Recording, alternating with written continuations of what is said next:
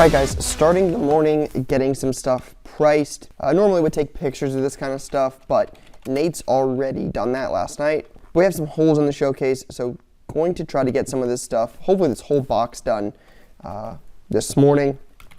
Came up here a little early before Card Talk to get this done, as we definitely need to get some new stuff out. So going to price these, go back and film Card Talk, and then a lot more to do before we leave for Dallas later this week. All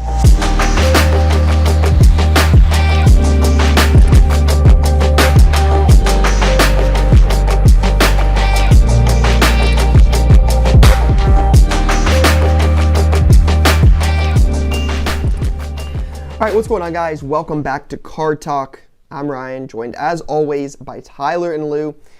And today we start season 4 of Card Talk. So a lot to get into, but excited to be here, excited to start season 4 with these two. The national championship was played on New Year's Eve in Atlanta, Georgia. That's where the national championship was played. Correct. That is a fact. That is 100% a fact. That was the de facto national championship. We talked about it in the group chat. Ohio State, I believe this. Lou can say whatever. Like, Lou will give me crap because he's a Georgia fan. Ohio State should have won that game. They should have won the game. 7 minutes left, up 11. You go press coverage. You put a safety on, the fastest dude on the field. You get beat. They score in 3 seconds. Marvin Harrison gets removed out of the game. You miss the kick. You don't, like, there's just so many things that just went wrong. Like, we were competitive with the best team in the country. Hold on, Ty, throw a party. They were competitive with the best team in the country. I feel like this has got to be somewhat comparable to what you guys feel about the Jets, where I'm like, I don't have happiness. Like, it just sucks it out of you. Yeah, it stinks. I think about it all the time, and it's just like, oh, there's hello sadness, hello darkness, my old friend. Hello, darkness, my old friend. All right, fun first episode. We'll be back next week, and we'll do it all over again. See you guys. All right, so just got done filming Card Talk. Had to set up the studio to now film a video. It takes a little bit of work when we do that. It's a little different than Card Talk, where Card Talk's just a laptop where we just basically get on video chat. This takes camera setup, both up top and in front. So got to get ahead on content with travel to Dallas coming up this week. Want to be ahead on that. We'll probably get into some of the early videos for next week as well.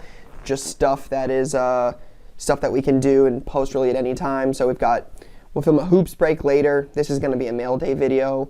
So yeah, just trying to get ahead on some content before lunch, and then yeah, head to lunch, do some more meetings after, and finish the day. So time to film.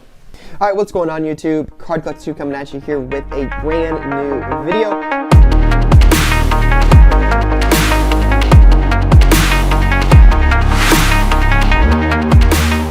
Some more mail days soon, but for now, guys, that's all I've got. Peace, guys.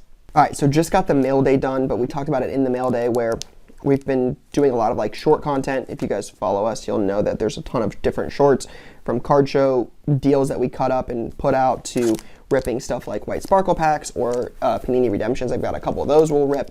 So we typically just do these in like shorter format where it doesn't have to take a 15-minute video for me to tell you about a UFC Optic White Sparkle pack. So a lot of times what we do is we let this kind of stuff build up, where we build up like UFC, like White Sparkle packs, Kaboom packs, redemptions from Leaf Tops or Upper Deck or Panini, really cool one package mail days, and we just make a lot of those into shorts. So a lot of times what we'll do is we'll just stockpile them and then knock them all out at one time, so we have them for the next month or so. So got a couple Optic ones here for UFC White Sparkle, which we got on the mail day, and then we've got a couple Panini Redemptions. So gonna try to knock a couple of those out because we have a few more minutes before we gotta be somewhere. We've gotta be at a lunch meeting. So before we do that, we're gonna knock out some shorts real quick. All right, guys, today we've got one White Sparkle Optic UFC pack that retails for $200. Let's see what's inside. 1 of 1 auto.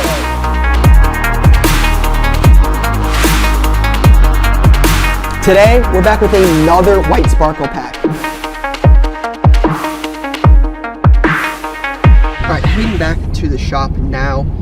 Gonna pick up Brian, my guy, and go to lunch with him to kind of get prepared for this weekend, as cameraman Brian and I are gonna be traveling to Dallas. So just want to try to get prepared for the next couple days, as we'll be on the road for a few of those. So want to make sure we're on the same page there, and then have to watch some content. So have some upcoming YouTube videos to review, to get scheduled. Just make sure we're all on the same page there. Then have a couple employee meetings, price some cards for a Whatnot sale tomorrow, continue pricing more cards for the shop, getting ahead on some of the value boxes with football, local team boxes, stuff I talked about earlier that just continues to sell. Then, yeah, that'll probably be a lot of the rest of the day, and we'll see if anything else pops up between now and then. Packs in a box, so you guys will have a matchup. Pause this real quick. I have a box here. So if you go back, I'd cut it a little tighter. Watch as I reach for XR. Go back for 5 seconds. Watch as I reach for XR. You could cut it a little tighter. We're gonna rip XR. That should. I would probably just cut that. I don't think you need me reaching for the box just to show it there.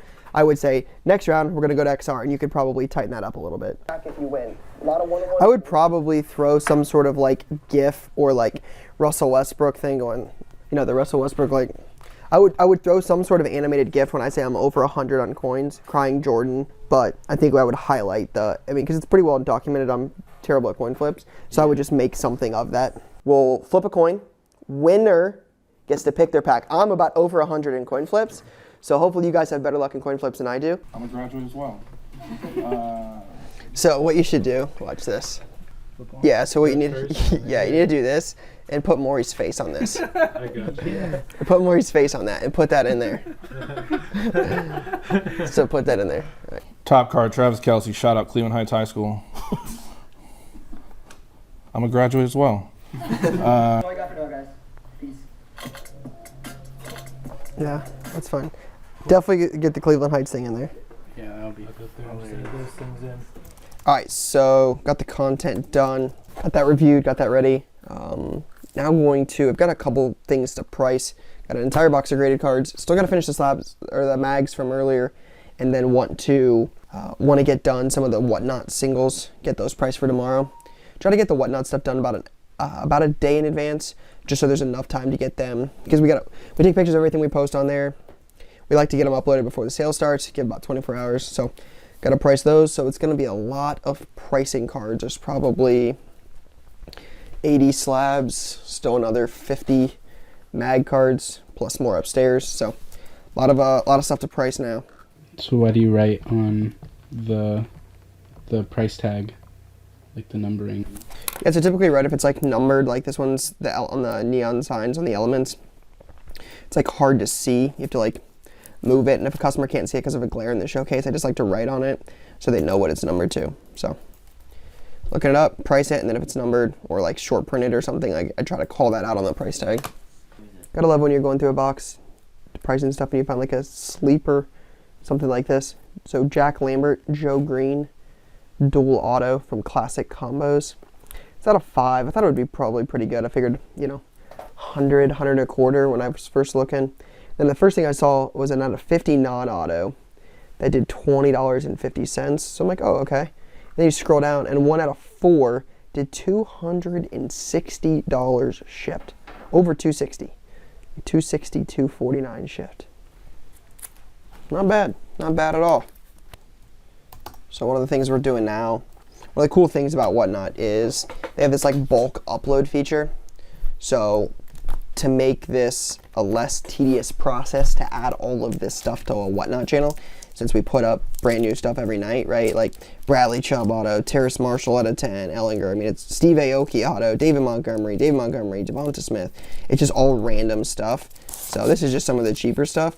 But basically what we'll do is they have a bulk upload sheet.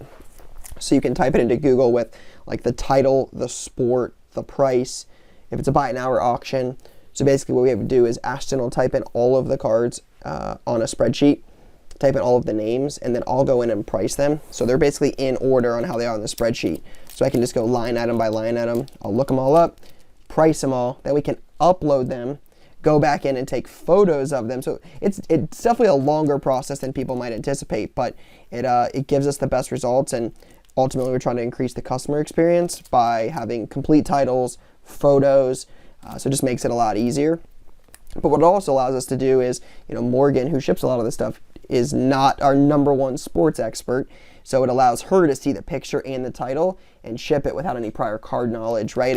If we just listed this as trading card #1, I mean, we'd have to number it. It would have to be some sort of process. Or if we put Bo Scarborough, she doesn't know who that is or what that looks like. But if she can see a picture, we keep them in alphabetical order. That's why we have these numbers or these letters, is we keep everything in order once it's uploaded.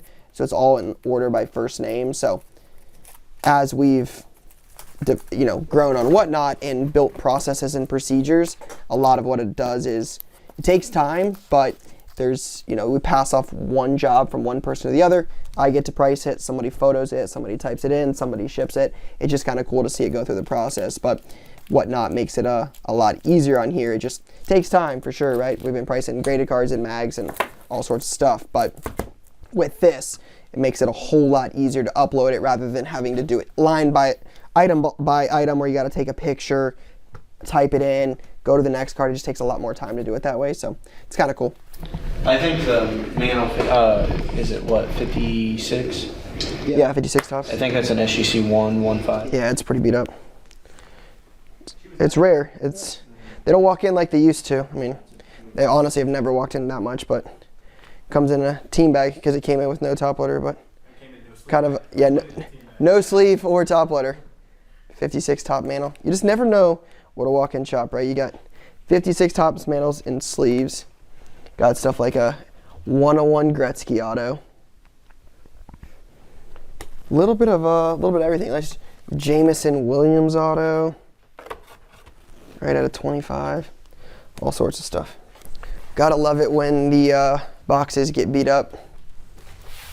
Some of them a little bit more than others. So every now and then these boxes will they typically go out full, and then they become not full as they sell. So what we typically do is go through and kind of combine them. These are like graded boxes, but that way there's not a bunch of boxes with like cards that just fall down in the box. Typically try to fill them. We get one less box out, fill that, and then that's what I'm downstairs pricing. So when that box gets priced, we'll basically just replenish this box that's gonna basically be empty with the stuff that's downstairs and ready to go, and just keep turning it over. So, empty box. Gotta sort all the pickups from this week. Some stuff goes to eBay, auction, eBay buy it now. Some stuff we take pictures of and post that we bought it. Some of the cooler stuff. Some stuff goes to Whatnot auction, in shop, Whatnot buy it now, local teams. It's all a process. It looks like it's a mess, because it is a mess, but there's a method to the madness.